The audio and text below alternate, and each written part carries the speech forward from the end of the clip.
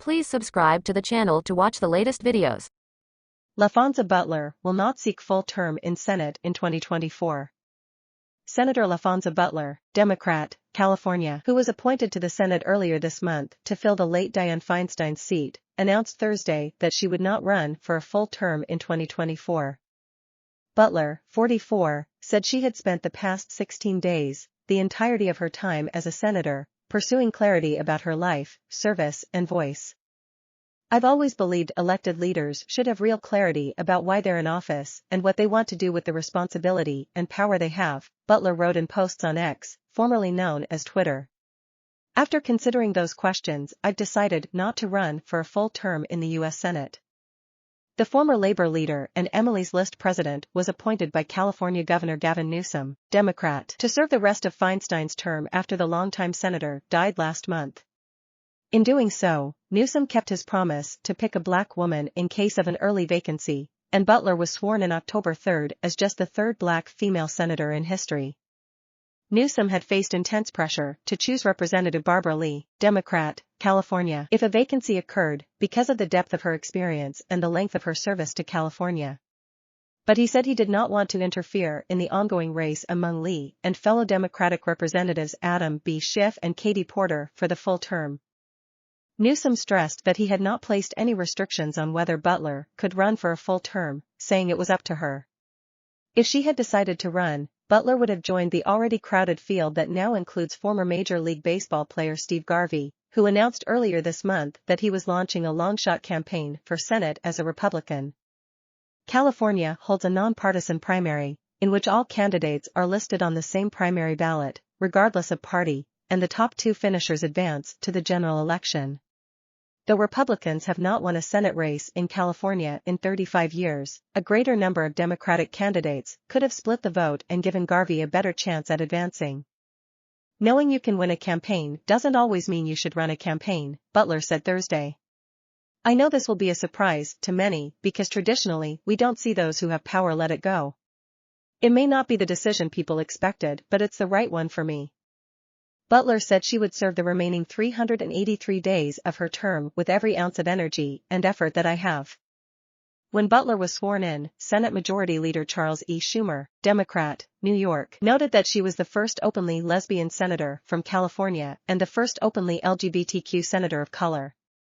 Today the Senate takes another step towards fully reflecting our vibrant democracy, Schumer said then. Maeve Reston and Annabelle Timsit contributed to this report. Republicans target visas of student protesters. That violates free speech, experts say. Some GOP presidential candidates have called to revoke student visas and deport foreign nationals who express support for Palestinians or criticize Israel's military response.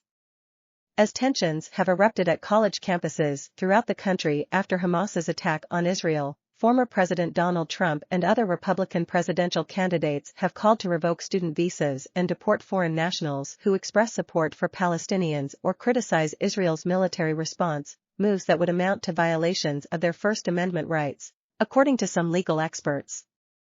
Student protests have ranged from urging a ceasefire or denouncing the treatment and killing of Palestinian civilians to blaming Israel for Hamas's attack, a position that has been criticized across the political spectrum. Some Republican candidates have not differentiated the protests in their comments, generalizing protest participants as supporting Hamas.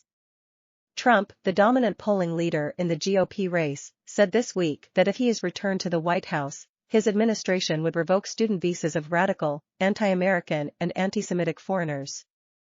Florida Governor Ron DeSantis, Republican, also expressed support for deporting international students who he deems supportive of Hamas, saying, "You don't have a right to be here on a visa. You don't have a right to be studying in the United States." In a radio interview the same day, Senator Tim Scott, Republican, South Carolina, said of student protests, if any of those students on college campuses are foreign nationals on a visa, they should be sent back to their country.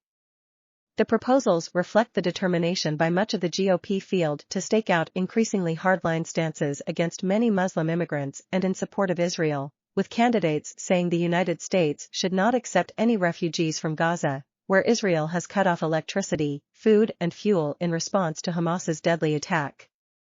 The scrutiny on students and their response to the war triggered by Hamas's strike also reflects the inclination by many Republicans to direct criticism toward universities and campus communities they have frequently clashed with on cultural issues. Many Republicans have positioned themselves as stalwart defenders of free speech, often alleging that conservative views are muted at colleges and universities. Republicans' posture on student protesters conflicts with that stance, some immigration and civil rights advocates said. Those advocates also cautioned that such proposals dangerously conflate protesters who criticize Israel's response to Hamas's attack or voice concern for Palestinians with those supporting Hamas, the militant group that controls the Gaza Strip. The First Amendment protects the right to speak of all people who live in this country, whether they're here as citizens, whether they're here as foreign nationals, whether they're students, whether they're visitors, said David Cole, the National Legal Director of the American Civil Liberties Union and a law professor at Georgetown University. The First Amendment prohibits the government from punishing someone for their speech or their association. And so I think they're non-starters. The Trump, DeSantis, and Scott campaigns did not respond to questions seeking more detailed explanations of how to reconcile the proposals with the Constitution's protection of free speech or how they would determine which students they classify as anti-Israel or pro-Hamas. Benjamin Johnson, executive director of the nonpartisan American Immigration Lawyers Association, AILA, said he certainly wouldn't trust the candidates as the judge and jury on what constitutes inappropriate protesting. Many of the protests Republican commentators and others in the party have criticized have featured students urging a ceasefire or denouncing the treatment and killing of Palestinian civilians in the Gaza Strip. However, some college groups issued statements placing the blame for Hamas's attack on Israel, drawing backlash from faculty members, donors, and alumni, most notably at Harvard University, where 30 student groups said in a letter that the Israeli regime was entirely responsible for all the unfolding violence.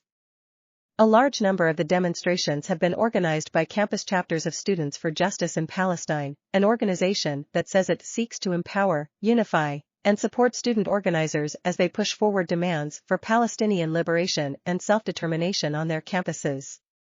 The National Students for Justice in Palestine group celebrated the Hamas attack in a social media post, calling it a historic win for the Palestinian resistance. The organization did not respond to an interview request. The proposals from the GOP candidates are welcome to some conservative voters such as Ruth Wagner, a retiree from Marion, Iowa, who attended a town hall for former UN Ambassador Nikki Haley on Friday. Wagner, who is still deciding whether to support Haley, Trump, DeSantis, or Scott in the GOP race, said she is absolutely for the student visa revocations. They should be considered terrorists and they should go home, Wagner said. When asked whether international students advocating for a ceasefire should face deportation, Wagner said, "They're on shaky ground, but if they support Hamas, they should be gone, period." Some attendees at the same event took a different view. They're not to blame. It's not the students' fault, said Marla Wessel, a self-described Haley supporter. They're protesting for what they believe in. I just don't think the students should be deported unless it gets more violent, unless they find somebody that's infiltrated.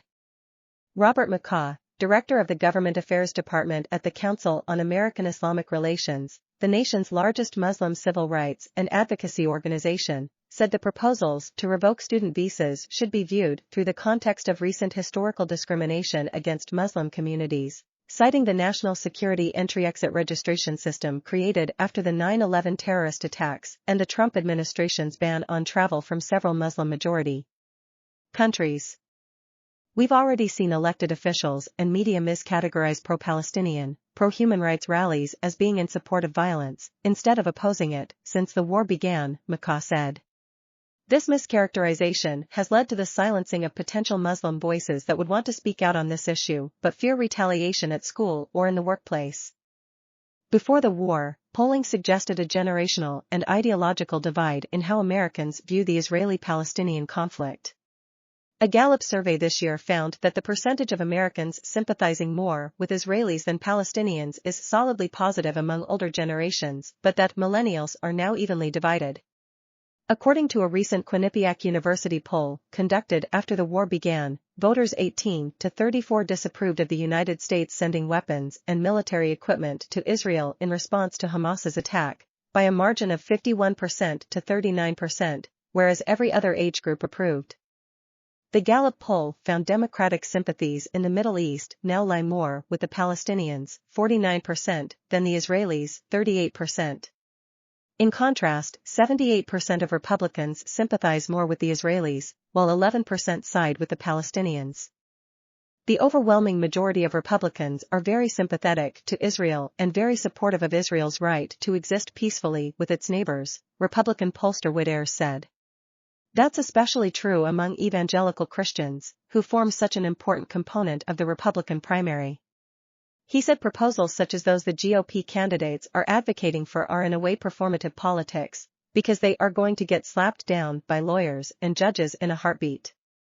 In an interview with Fox News Radio's Guy Benson, DeSantis claimed that college students are falling all over themselves to try to glorify Hamas terrorists, arguing that we need to reorient academia so that it is not trying to impose radical ideologies on the students.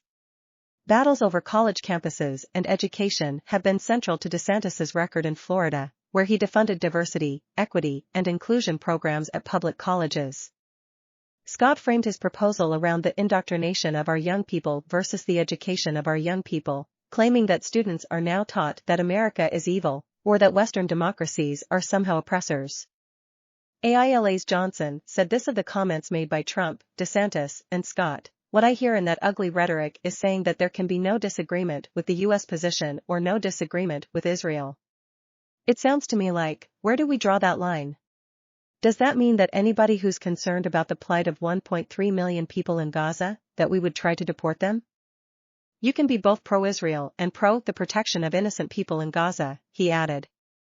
And before the Republican Party goes down the road of trying to punish people for simply disagreeing with popular opinion, they should check themselves. Some of the rhetoric that focuses on student visas echoes the broader posture on immigration that Trump and much of the GOP has embraced in recent years. Under the Trump administration, we will revoke the student visas of radical, anti-American and anti-Semitic foreigners at our colleges and universities, and we will send them straight back home. They go back home. Enjoy your life, Trump said Monday in Iowa. In the same speech, he proposed harsher restrictions on immigration based on ideology, promising to deport resident aliens with jihadist sympathies. DeSantis said on the Megyn Kelly show that any of those students who are here on visas, those visas should be cancelled, and they should be repatriated back to their home country. That's a no-brainer. Why would we want to welcome people into this country who are totally hostile to basic American decency and values, he added. The idea of revoking student visas has also spread among some Republicans on Capitol Hill. Senator Marco Rubio, Republican, Florida, said he would file a resolution calling to deport any foreigner who supports Hamas. Over the weekend, he sent a letter to Secretary of State Antony Blinken urging him to immediately perform a full review and coordination effort to revoke the visas of those who have endorsed or espoused Hamas's terrorist activity. Rubio has previously suggested rescinding visas after the Boston Marathon bombing. Senator Tom Cotton, Republican, Arkansas, on Monday likewise sent a letter to Homeland Security Secretary Alejandro Mayorkas urging him to deport any foreign national who has expressed support for Hamas, citing language in the Immigration and Nationality Act regarding anyone who endorses or espouses terrorist activity. Cole, the ACLU legal director, said that he was not aware of anyone ever being deported under that provision and that if the Department of Homeland Security sought to enforce it, it would face a serious First Amendment problem. The proposals are not unprecedented, but the precedents are not ones we should be proud of, Cole said. He pointed to instances where laws to make it a deportable offense to advocate communism or be affiliated with the Communist Party in the McCarthy era, or to affiliate with anarchists in the 1920s, were abused and applied in an overly broad manner that swept up people who simply expressed dissent. The most recent version of such a law was struck down and repealed by Congress. Knowles and Dylan Wells. Haley threatens to overtake DeSantis as Trump alternative, sending sparks flying. Escalating frictions between the two candidates vying for a distant second behind Trump are playing out before voters on the campaign trail and behind closed doors with wealthy donors. Nikki Haley is increasingly threatening to supplant Ron DeSantis as the principal GOP presidential rival to Donald Trump, escalating frictions between the two candidates that are playing out before voters on the campaign trail and behind closed doors with wealthy donors. While DeSantis held an advantage over other non-Trump candidates for much of the year, his support has eroded and Haley's has climbed, according to interviews with voters, strategists, and a review of early state polling, putting them in a contentious battle for a distant second place. Their teams circled one another at a recent private donor summit in Dallas, where they charted their respective paths before potential financial backers, many of whom have been skeptical about the ability of either to beat the former president. In the past few days, in the midst of the war between Israel and Hamas, the two candidates have tussled over their contrasting positions, both past and present, on U.S. policy in the Middle East and how to help refugees fleeing war-torn regions. DeSantis courted voters Thursday in Haley's home state of South Carolina, where she is leading him in the polls, before they crossed paths Friday in Iowa, where the Florida governor is anchoring his candidacy and has built a much larger footprint. The intensifying competition was evident in Iowa, where some voters said they had moved to Haley from DeSantis, and the two appeared at a multi-candidate event. Both focused on foreign policy, avoiding direct shots at each other in their remarks.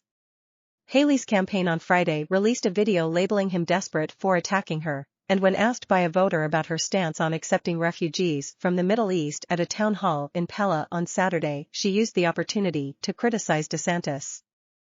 God bless Ron DeSantis, because he continues to try and bring up this refugee situation. He has said that I want to take Gazan refugees. I have never said that, Haley said. He can keep doing it, but that's what happens when a campaign starts to spiral out. For the first time since making a small expenditure against Haley in April, Never Back Down, a super PAC supporting the Florida governor, invested significant money on the airwaves in recent days opposing Haley, echoing comments DeSantis has made publicly. They spent nearly $1 million airing a new ad in Iowa, according to disclosures filed with the Federal Election Commission, highlighting DeSantis's opposition to allowing refugees from Gaza into the U.S. and suggesting that Haley would be open to that idea. The ad misconstrued Haley's remarks in a recent CNN interview, and her campaign underscored that she is opposed both to providing U.S. aid to Gaza and to sheltering Gaza refugees in the U.S. The back-and-forth between the two camps marked a combative new phase of the GOP race that has echoes of 2016, where Trump's lower polling rivals trained much of their fire on one another rather than on him, a strategy that ultimately helped Trump win the nomination.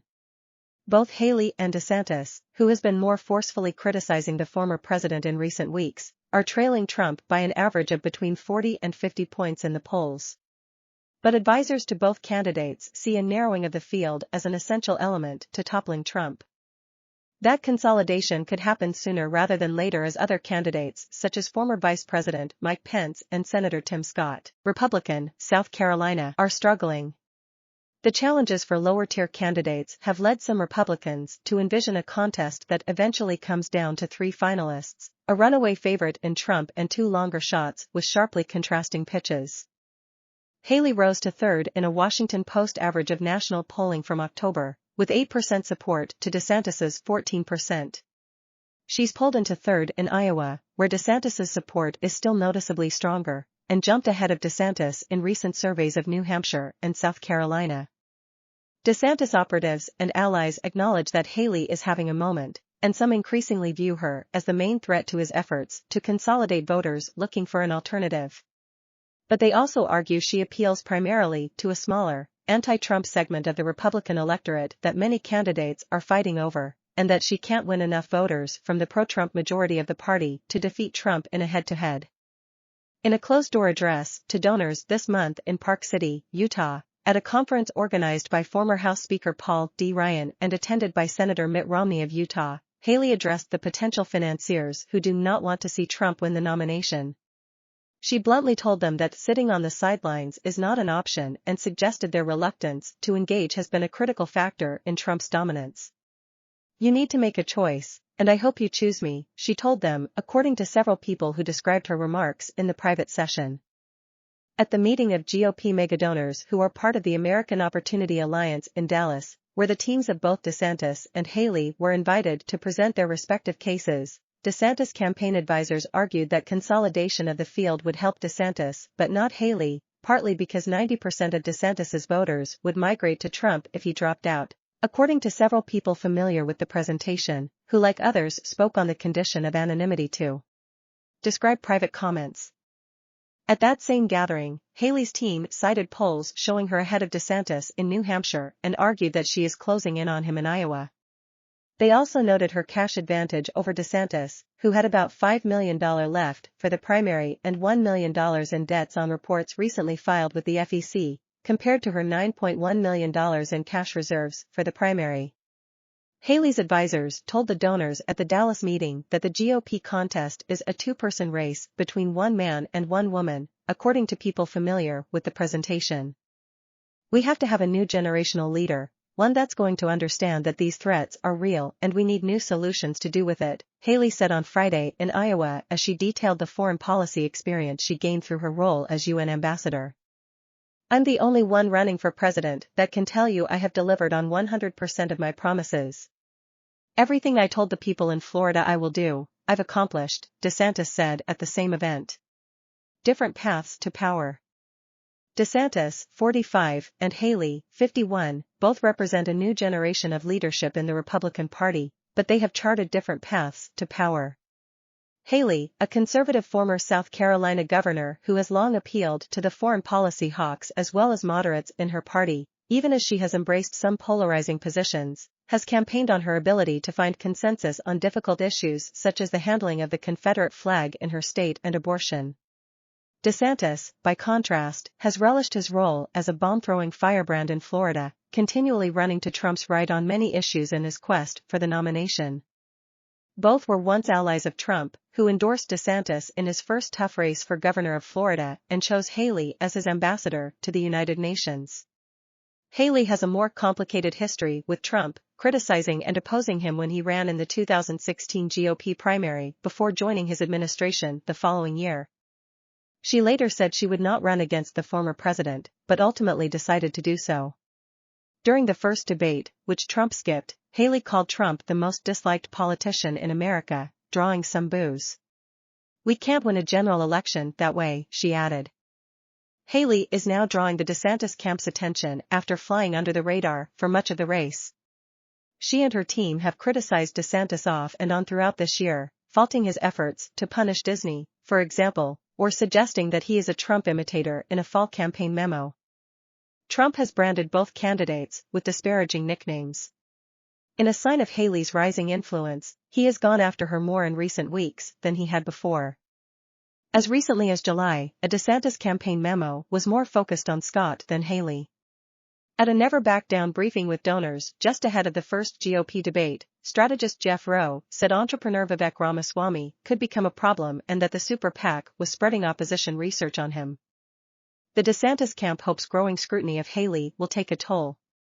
At the same time, they publicly reject the notion that Haley is threatening to eclipse DeSantis, insisting that they are merely drawing out key policy contrasts between the two candidates' records just as they have done with other candidates. Ron DeSantis will always stand up against dangerous ideas and in support of Israel, DeSantis campaign spokesman Andrew Romeo said in a statement Friday. That doesn't change the fact that this is a two-man race for the nomination.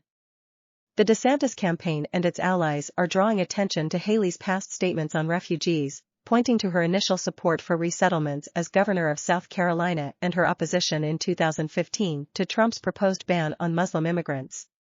The attacks do not note her 2015 opposition to refugees from Syria and loyalty to Israel as UN ambassador. Nikki Haley has a history of weekly flip-flopping on critical issues and so far, she has never had to defend her actions, said Kristen Davison, Chief Operating Officer of Never Back Down. She's provided an opportunity with her own missteps to fully expose her record versus her rhetoric. She will not be able to survive that.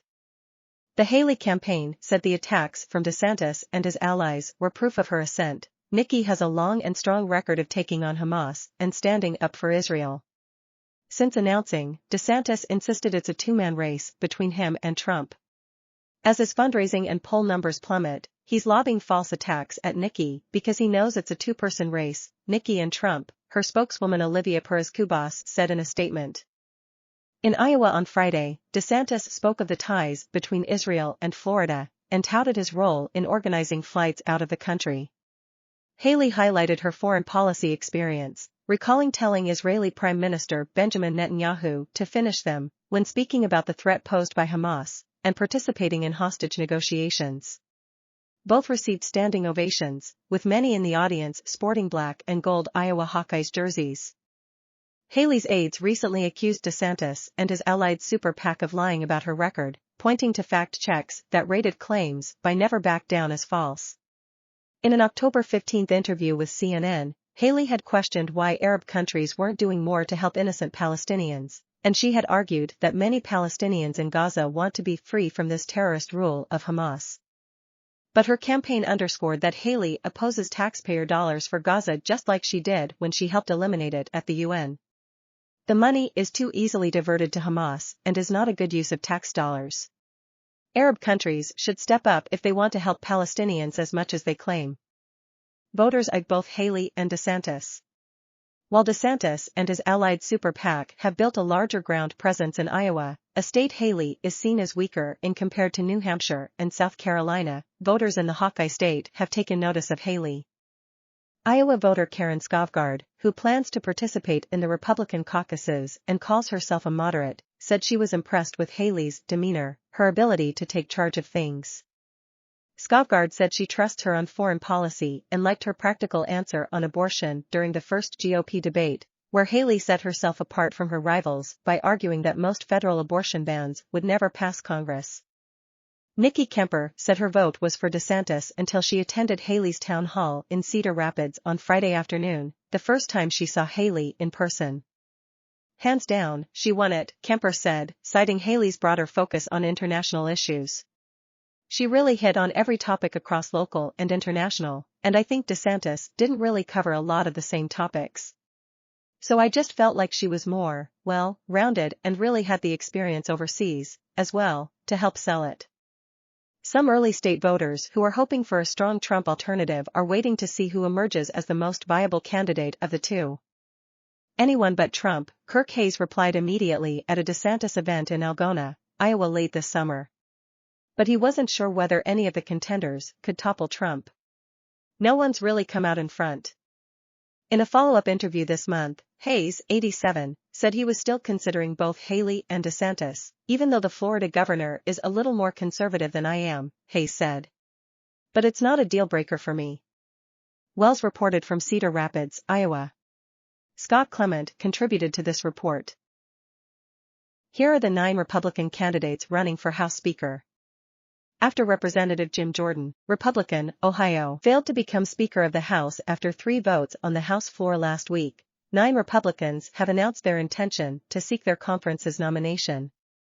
The Republican conference is expected to meet Monday evening to hear from this new crop of candidates seeking the gavel. The group is expected to vote as early as Tuesday on its next Speaker designate. All Republicans interested in running for House Speaker had to announce their candidacy by noon Sunday to the office of Representative Elise Stefanik, Republican, New York, who chairs the House Republican Conference.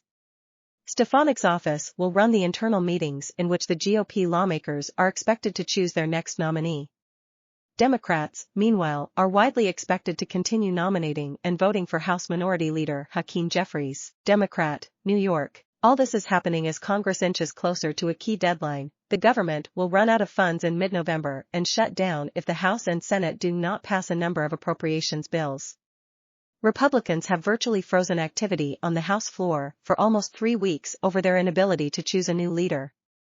Out of the 9 Republicans running, only 2 voted to certify the results of the 2020 election, and only 2 have been in Congress for over a decade. Notably, all 9 are members of the Conservative Republican Study Committee, one of 5 of the GOP's ideological caucuses and, historically, the largest. 1. Representative Tom Emmer, Minnesota. Representative Tom Emmer, Republican, Minnesota, the House Majority Whip, was among the first to make clear his intention to run for Speaker. Emmer has been in Congress since 2015 and has served as whip since the beginning of this Congress. Before that, he chaired the National Republican Congressional Committee, Republicans' House campaign arm, for 4 years. He is the highest-ranking Republican among the list of official candidates and is a member of the Conservative Republican Study Committee. Emmer, 62, has already received the support of former Speaker Kevin McCarthy, Republican, California. Speaking to Meet the Press on Sunday, McCarthy said Emmer is head and shoulders above all those others who want to run. "We need to get him elected this week and move on," McCarthy said. And, as the Washington Post previously reported, some members of the group who plotted to oust McCarthy have also floated the idea of nominating Emmer for the job. In a statement shared Saturday, Emmer, who supported both Jordan and Representative Steve Scalise, Republican, Louisiana, in their failed efforts to become Speaker, announced his intention to seek the gavel. He highlighted his work as chairman of the National Republican Congressional Committee, which works to elect Republicans to the House, and the connections he's formed with Republican members as Majority Whip. "If given the opportunity to be your Speaker, we will use that same culture of teamwork, communication, and respect to build on the movements that brought us success, learn from our mistakes, and keep fighting for each and every one of you and our Republican majority," he said. But right-wing outlets and allies of former President Donald Trump are urging Republicans not to elect Emmer, who voted to certify the results of the 2020 election for Joe Biden. 2. Representative Kevin Hern, Oklahoma. Representative Kevin Hern, Republican, Oklahoma, who chairs the Conservative Republican Study Committee, told reporters on Friday that he's in the Speaker's race. In a tweet shared later that day, Hern, who supported Jordan's bid as Speaker, said the GOP conference needs a different type of leader who has a proven track record of success, which is why I'm running for Speaker of the House. When McCarthy was initially ousted, Hern was floated as a possible candidate, but he backed out of competing against Jordan and Scalise. Hern, 61, a businessman who owned a number of McDonald's franchises in Oklahoma, has been in Congress since 2018 and has chaired the Republican Study Committee since 2023. He voted to overturn the results of the 2020 election. During McCarthy's speakership fight in January, Hern was nominated as a protest candidate. 3. Representative Pete Sessions, Texas. Representative Pete Sessions, Republican, Texas, who previously chaired the House Rules Committee and the National Republican Congressional Committee, said on Friday that he's running for Speaker. Sessions, 68, who has served 11 terms in the House, highlighted in a Newsmax interview on Friday that he is running because of his years in Republican leadership, and noting that during his time as chair of the NRCC, Republicans won 63 seats in the House. He is a member of the Conservative Republican Study Committee and the Republican Main Street Caucus, which stands at the center of all the ideological caucuses. In a post shared on X on Saturday, Sessions also said that, during his 6-year tenure as Rules Chairman, he helped usher a conservative agenda through Congress. "It's time to get back to work for the American people," he said. Sessions, who supported Jordan's speakership bid, was also one of the House Republicans who voted against the certification of the 2020 election. 4. Representative Austin Scott, GA. Representative Austin Scott, Republican, Georgia, emerged as a surprise Speaker candidate last week when he ran against Jordan in a conference-wide vote to select the next Speaker-designate, after Scalise declined to bring his speakership nomination to a full House vote. Once Jordan clinched the nomination, Scott backed out of the race and supported Jordan in all 3 rounds of voting. When it was clear Jordan would no longer be Speaker-designate on Friday, Scott announced another bid for the speakership. "If we are going to be the majority, we need to act like the majority, and that means we have to do the right things the right way," Scott said in a post shared on X on Friday. "I supported and voted for Representative Jim Jordan to be the Speaker of the House. Now that he has withdrawn, I am running again to be the Speaker of the House." Scott, 53, a businessman, has served in the House since 2011. He did not object to the certification of the results of the 2020 presidential election and was part of a group of Republicans who, in a letter to congressional leaders, said lawmakers did not have the power to overturn the results of the election. He is also a member of the Conservative Republican Study Committee. 5. Representative Byron Donalds, FLA. Representative Byron Donalds, Republican, Florida, is a relative newcomer to Congress, but, in just 2 terms, he has become a relevant figure in the ultra-conservative House Freedom Caucus. He is also a member of the Conservative Republican Study Committee. Donalds, 44, received several votes from his hard-right colleagues during the January Speaker election, helping slow down McCarthy's path to the gavel. A staunch Trump ally, Donald's voted against the certification of the 2020 election and has repeatedly falsely claimed that Biden is not the legitimate president. Donald's officially announced his bid for the speakership Friday. He told Newsmax that the House is having some issues and that he would unify the conference. "That job can still be done. I believe I am the leader that can get that job done," he said. 6. Representative Jack Bergman, Michigan. Representative Jack Bergman, Republican, Michigan, a retired U.S. Marine Corps Lieutenant General, said Friday that he's running for Speaker because he feels confident he can win the votes where others could not. "I have no special interests to serve. I'm only in this to do what's best for our nation and to steady the ship for the 118th Congress," he said in a statement. Bergman, 76, who chairs the House Armed Services Subcommittee on Intelligence and Special Operations, has served in Congress since 2017 and is a member of the Conservative Republican Study Committee. He objected to the certification of the results of the 2020 election. On X, Bergman noted Friday that he's received the endorsements of Michigan GOP Representatives Lisa C. McClain, John James, John Molinar, and Tim Walberg. Bergman is also supporting a push by Representative Mike Flood, Arnab, to get all Republican lawmakers to sign a pledge to support the ultimate speaker-designate on the House floor. 7. Representative Mike Johnson, Law. Representative Mike Johnson, Republican, Louisiana, formally announced Saturday that he's in the Speaker's race, saying in a statement that he has been humbled to have so many members from across our conference reach out to encourage me to seek the nomination for Speaker. "Until yesterday, I had never contacted one person about this, and I have never before aspired to the office," he said. "However, after much prayer and deliberation, I am stepping forward now." Johnson, 51, an attorney and former radio host, has served in the House since 2017 and is the vice chair of the House Republican Conference, serving under Stefanik.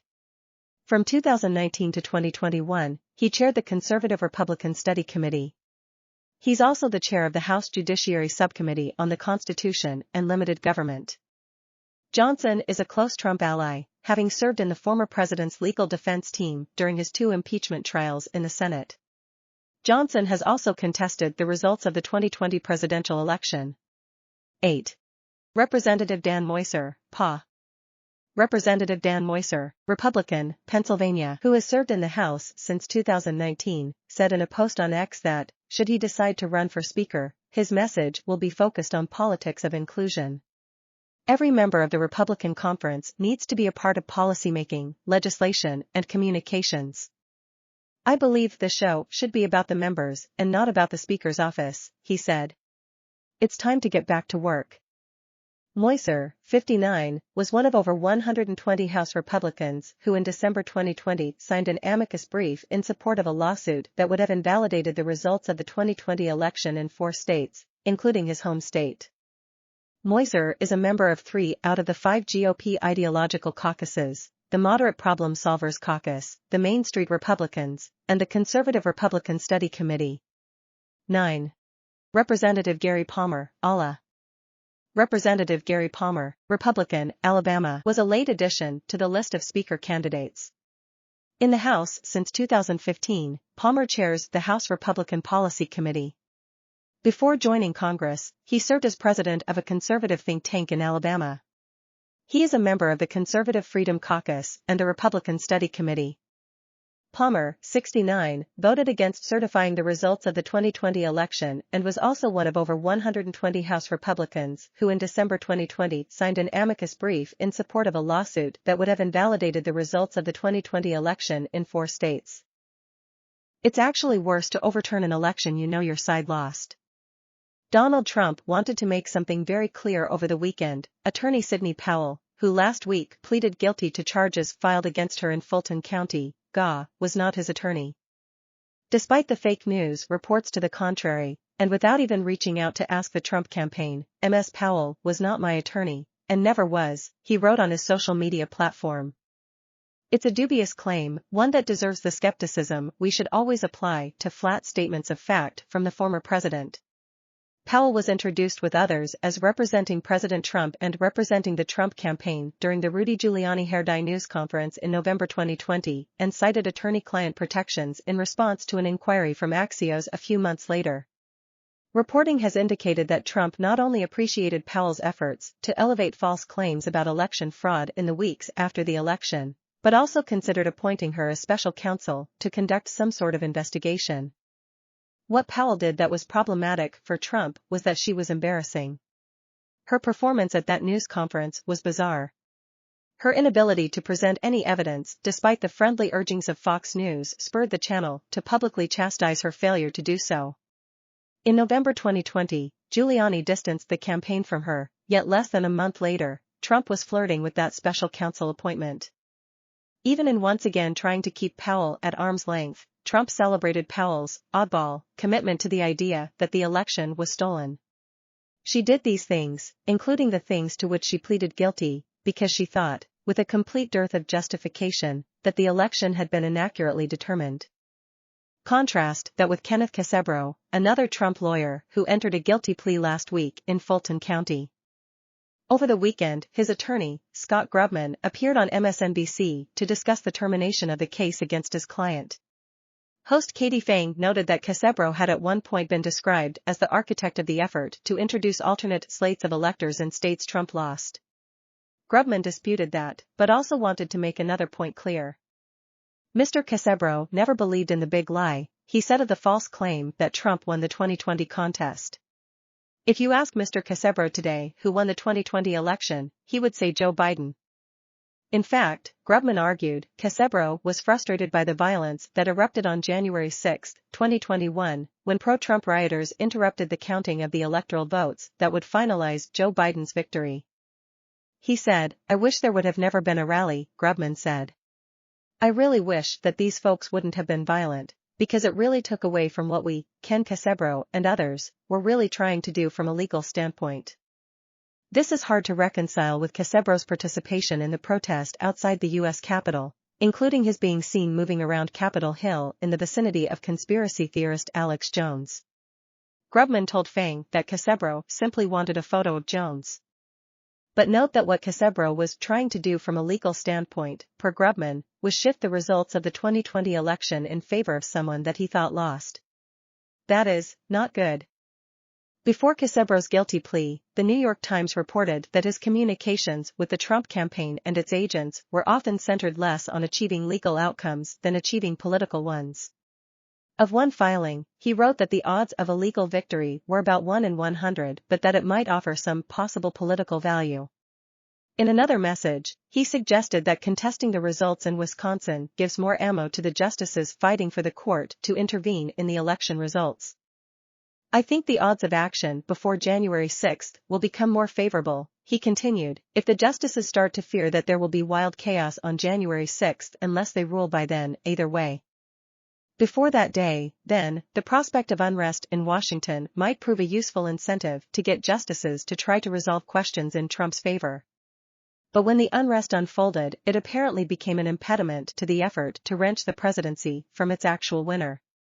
Thanks to their having requested expedited trials, it seemed for a bit as though both Trump-adjacent lawyers would be fighting their cases in a Fulton County courtroom at the same time. It would have presented a remarkable contrast. There was the lawyer whose evidence-free beliefs about the 2020 contest spurred her to fight the results, whose eventual distance from Trump was driven by her eccentric claims, not that the claims were false. Then there was the lawyer who remained part of the Trump legal team, who didn't think the election was stolen but tried his best to keep Biden out of the White House anyway. Which of those actors is more problematic for the democratic system? Threats couldn't save Jim Jordan. But Trump-era intimidation has had an impact. The holdouts on Jordan's speaker bid spotlighted a problem that has long lurked beneath the surface. CNN on Thursday aired harrowing audio of the kind of intimidation and threats that an increasing number of Republican lawmakers says they've faced over their opposition to the speakership bid of Representative Jim Jordan, Republican, Ohio, and it's ugly. The caller leaves a message for an unnamed lawmaker's wife and, while repeatedly qualifying that they aren't talking about violence, they do threaten to harass the woman endlessly in public. The caller says the woman's husband must vote Jim Jordan or more conservative, or you're going to be, expletive, molested like you can't ever imagine.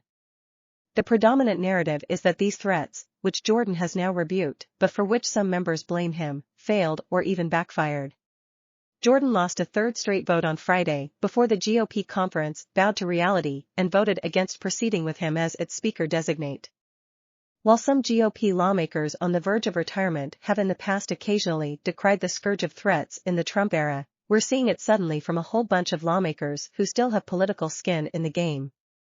I argued Wednesday that this is a significant moment, when so many members with their careers intact unite to repudiate these threats. It has occasioned a long overdue conversation about their role. But that conversation also should include a recognition that these threats and intimidation can work, and probably have. It's true that more than 20 lawmakers have stood up to the alleged intimidation by continuing to vote against Jordan. Representative Don Bacon, Arnab, remained dug in despite revealing that his wife felt compelled to sleep with a loaded gun. Representative Drew Ferguson, Republican, Georgia, cited the bullying as a reason he flipped his vote against Jordan on the second ballot and wouldn't go back. Others said flatly that they won't give in to threats, casting their votes as a principled stand against the intimidation. But we've also seen members who swore they wouldn't vote for Jordan ultimately do so. Most who had voted privately in the GOP conference assuring they wouldn't back Jordan, 55 Republicans, ultimately did. Some had their office phone numbers plastered all over social media after they signaled their opposition and before they flipped. It's difficult to know whether that was because of intimidation they were getting or anticipating. It's also possible they simply wanted to unite as a conference and/or got assurances from Jordan. But the problem with threats and intimidation is that the real impact is often unspoken. Nobody wants to broadcast that they gave in or to inflame those who have already demonstrated a willingness to threaten. And until people speak up, you just don't know. That said, we do have instances in which Republicans have cited these things having an actual impact on votes. And to hear certain Republicans tell it, they might have played a significant role in the political course of the Republican Party in recent years. We've recapped some of this before, but it's worth running through again at this moment. Retiring Senator Mitt Romney, Republican, Utah, in recently published comments recounted how, during Trump's post-Jan 6 impeachment, a member of GOP leadership was leaning toward voting to convict him. Then the senator's colleagues cited their personal safety, even invoking their children, The Atlantic's McKay Coppins reported in his new book. The senator voted to acquit. In announcing his retirement, now former Congressman Anthony Gonzalez, Republican, Ohio, cited a deluge of threats after his vote to impeach Trump. Now former Congressman Peter Meijer, Republican, Michigan, suggested that the violence on January 6 also weighed heavily on not just impeachment votes, but votes to certify the election, which more than two-thirds of House Republicans opposed. They knew in their heart of hearts that they should have voted to certify, but some had legitimate concerns about the safety of their families, Meijer said. They felt that that vote would put their families in danger. Former Congresswoman Liz Cheney, Republican, Wyoming, said that during Trump's impeachment there were members who told me that they were afraid for their own security, afraid, in some instances, for their lives. She cited how members of Congress aren't able to cast votes, or feel that they can't, because of their own security. The Republican majority leader of the Pennsylvania State Senate said of signing a letter backing Trump's attempt to overturn the results in that state, "If I would say to you, I don't want to do it, I'd get my house bombed tonight." The effort to overturn the election ultimately failed, the two-thirds of House Republicans' votes were in vain. But to pretend that the actions of lawmakers didn't matter is to ignore what happened on January 6. The fact is that Trump's quest to overturn the election was built upon an attempt to manufacture legitimacy, something to which the evidence in Trump's indictments has repeatedly pointed. Republicans didn't really echo Trump's bizarre electoral fraud claims, but they did offer a watered-down version of the argument in the service of giving him backup. By even pretending this was a serious effort, people became inflamed. And to this day, as many as 7 in 10 Republicans falsely believe the 2020 election was illegitimate, which is something with untold consequences for our democracy. It's completely valid to posit that the fear these Republicans have cited their colleagues feeling led them to legitimize Trump's efforts, which continues to reverberate in our body politic. Such is also the case with impeachment. But in that case, it's increasingly valid to ask whether intimidation actually saved Trump from conviction. Never before had so many members of a president's party voted to impeach and remove him. The effort came up 10 votes shy of convicting Trump in the Senate, but many Republicans rested their acquittal votes on a technicality, that Trump was no longer president, rather than on the merits of the case. Given all we've seen this week and all that the Republicans above have said, it's hardly ridiculous to believe there might have been more senators like the one Romney described whose votes were influenced by fear. We'll never know if the absence of that fear might have led to a different outcome. Members surely feared for their careers as well, and some might have sincerely believed Trump's actions didn't qualify for conviction. But we weren't that far away from a situation in which Trump would be convicted and possibly barred from waging his current campaign for a return to the presidency. And the events of this week should probably lead to some introspection from Republicans about how they've allowed this situation to fester, and even made questions like this seem legitimate to ask. How is the Republican presidential nominating fight not over? Not one single vote has been cast for the Republican Party's 2024 nominating contest yet, but it's hard to see how the fight isn't already over. Former President Donald Trump holds a huge national polling lead over his opponents, a lead that has little precedent in the last 40-plus years of contested Republican primaries. Perhaps more importantly, though, it's hard to imagine a scenario in which perhaps the best-known non-incumbent candidate for his party's nomination sees a sudden erosion in support large enough to cost him his lead. This question of Trump's lead and its durability was raised by an excellent report from my Washington Post colleagues this weekend, considering how Florida Governor Ron DeSantis's, Republican, once enviable position as the alternative to Trump had collapsed so dramatically that he is now trying to fend off Nikki Haley, the former U.S. ambassador to the United Nations, for second place in national polling. It is no longer the case that Trump and DeSantis are separated from the pack. Instead, an exhausted DeSantis has simply been folded into the chase group. Put another way, Haley is not challenging Trump for the nomination, but, instead, challenging DeSantis for the biggest participation trophy. ABC News's 538 polling analysis site has historic averages of national primary polling that we can compare to Trump's current position. Older Republican nominating contests had spottier polling, meaning that the averages aren't as extensive or volatile. But the comparison is nonetheless instructive. If we use the Iowa caucuses in each contested Republican nominating fight since 1980 as our point of reference, we see that Trump's current national lead was exceeded only once, by George W. Bush in the 2000 primaries. Bush, as you might be aware, went on to easily win his party's nomination. The next biggest lead in the average was held by Bob Dole in 1996. He also won the nomination. Both Dole and Bush also won the Iowa caucuses, which no other eventual Republican nominee has done in a contested primary campaign since 1980. Even Trump lost in Iowa in 2016, barely. He quickly pivoted to accusing the winner, Senator Ted Cruz, Republican, Texas, of cheating. This is important because DeSantis's strategy for winning the election appears to center on victory in Iowa. He shifted campaign staff there earlier this month, with various reports suggesting it will serve as his make-or-break point. His Alamo, perhaps. Should DeSantis eke out a win in the Hawkeye state, though Trump currently leads there by 30 points in 538's average, then what? Are Republicans suddenly going to think that he's a better bet for November and flip their support? It's certainly possible, but DeSantis has been making exactly that argument for months without one, polling backing up his arguments or two, gaining any ground against the former president. It's useful to remember that Trump's been here before. In 2016, he held the lead in Republican primary polling and went on to lose Iowa before securing the nomination. But his lead that year was never as robust as his lead is this time around. Back then, it was feasible to imagine that something could emerge that derailed his candidacy. In fact, such potential derailments were identified repeatedly, without actually derailing him. Now he's so well known by voters that the idea he might stumble seems much less likely. It's also useful to remember that the perennial "what if all but one Trump alternative drops out" strategy ignores one, that Trump's over 50% in national polling, and two, he's still the second choice for a lot of people who prefer his opponents. Again, no votes have yet been cast. But those arguing that Trump might not win would seem to have a fairly robust burden of proof to overcome. Sure, theoretically he could lose, just as, theoretically, the moon could spontaneously turn purple. If you're arguing that the moon will do that, I'd be interested to hear how. Likewise for the idea that Trump won't be the GOP's 2024 nominee. The Republicans who say we don't even need a speaker. Public polling shows that many on the right don't mind if the speaker fight is protracted, and may even prefer it that way. As Republicans were resisting Representative Jim Jordan's attempt at becoming Speaker last week, a talking point emerged among some of his boosters. The House needed to get back to business, stat. It was too important.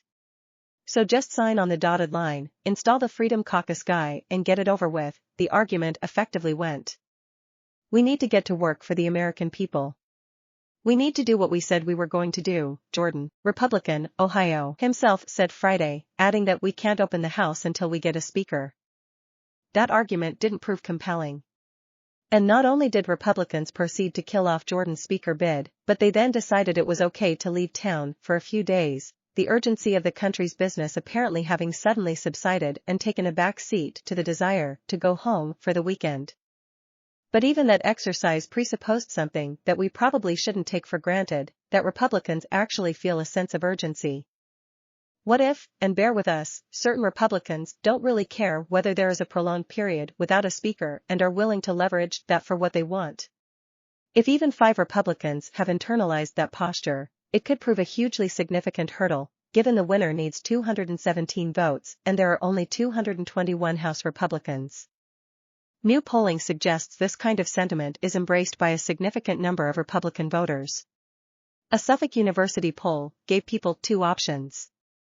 Congress needs to elect a speaker as soon as possible to fund immediate needs like support for Israel, Ukraine, and to prevent a government shutdown in November, or I don't care if Congress elects a speaker. Every day that goes by without a speaker means that Congress can't waste more of our tax dollars. Americans chose the former, Speaker Now option by a very wide margin, 67% to 25%. Democrats preferred it 86-10. But among Republicans, it's not nearly so overwhelming. Fewer than 6 in 10, 57%, cited the urgent need for a speaker, but 34% chose the latter option. And the lack of urgency is even more pronounced when you drill down a little further. For instance, 40% of people backing Donald Trump in the Republican presidential primary said they don't care when Congress elects a speaker, as did 43% of people who called the pro-Trump outlet Newsmax their most trusted media outlet. This comes with some caveats. One is that these binary choices can push people who aren't passionate toward an option they might not completely agree with. For instance, Republicans who believe the United States shouldn't send aid to Ukraine might be turned off by the Speaker Now option mentioning funding Ukraine as an immediate need. But it's not the only question where Republicans are clearly less insistent upon the government functioning as usual. The same poll shows a majority of Republicans, 55%, prefer standing firm in upcoming negotiations and shutting down the government, if need be, to obtain spending cuts. Just 37% said they would prefer negotiating a compromise to avert a shutdown. Again, the binary choice caveat applies. But all of it speaks to the willingness of a significant number of Republicans to use brinkmanship to get what they want and not caring as much about the potential costs of hamstringing the government in the process. In the case of those who don't feel urgency to elect a speaker now, it's not close to a majority. But one of the unhelpful realities for today's House GOP leadership is that there are a handful of members who are content to cater to a small, but substantial, and vocal, portion of the party. If 4 in 10 Trump supporters tend toward a particular view, there's an audience for it, a constituency to lean on, and TV appearances to be booked. At the very least, these members will go right on believing that the potential costs of their ostensibly principled push to gain a like-minded speaker aren't that severe. And after more than a decade of Republicans pushing toward shutdowns and potential debt ceiling breaches, that probably shouldn't be too surprising. Tim Scott bets money and staff on Iowa as campaign falters. In a shift, his campaign will move resources from New Hampshire to the first-in-the-nation GOP caucus state. Senator Tim Scott, Republican, South Carolina, is resetting his presidential campaign, shifting staffing and other investments in Iowa after months of stagnation in the contested race. The campaign announced Monday that Scott, who has polled nationally in the low single digits but slightly better in the Hawkeye state, where he's in 5th place in some recent surveys, will move resources to the first-in-the-nation GOP caucus state from New Hampshire, double his staff on the ground in Iowa, open a new West Des Moines headquarters and buy more ads in Iowa. The reset comes as Scott, who has run on a more aspirational platform than his rivals, has yet to make any major dent in former President Donald Trump's wide lead or make gains on other contenders vying for second and third place. Scott campaign manager Jennifer DeCasper said in a statement that Scott is all in on Iowa and suggested it offers the best path to success as the campaign attempts to make the case that Scott's likability, sizable amount of cash on hand and religious values will serve well to change the minds of Iowa's caucus-going electorate. No candidate other than Tim Scott has the resources, the foundation of support, and the message to be successful in the Hawkeye state, DeCasper said. We're all in on Iowa as an important first step on the road to winning the nomination. Scott will spend the next 5 days in Iowa, as part of a stint labeled the Good News Tour. And the campaign announced Scott would travel back to Iowa after the third debate and be there every week until the mid-January caucus. Scott has not yet said if he has qualified to appear on the November debate stage. Campaigns must have 70,000 unique donors and support from at least 4% of Republican voters in 2 national polls. It is unclear from campaign filings if Scott reached the threshold for donors. Campaign spokeswoman Nicole Morales did not respond to a question from the Washington Post about Scott qualifying. But Scott does have more money on hand than some of his competitors, in part because he entered the race with $22 million from his Senate campaign. At the same time, Scott burned through money at a faster rate than rivals in the third quarter, spending nearly 3 times as much as he raised over the past 3 months. A super PAC supporting Scott, Trust in the Mission PAC, told donors last week that it would be canceling fall ad buys, citing Trump's dominating lead at this point in the race. The campaign said Monday it has $1.6 million of TV reserved in Iowa. Scott has attempted to more aggressively contrast himself with Trump in recent weeks. In a call with donors on Thursday, the campaign's pollster, Eric Iverson, spoke about the factions of the party open to a Trump alternative, and DeCasper walked through the history of Scott and Trump's relationship, emphasizing the conflicts between the men, especially after the deadly white supremacist rally in Charlottesville, according to a person familiar with the call who spoke on the condition of anonymity to discuss strategy. Campaign leadership also assured donors that there would be movement in October, comparing the current phase of the race to the second or third inning of a baseball game and referring to the previous low polling of previous caucus winners Mike Huckabee, Senator Ted Cruz, Republican, Texas, and former Senator Rick Santorum, Republican, Pennsylvania, at comparable points. None went on to win the nomination.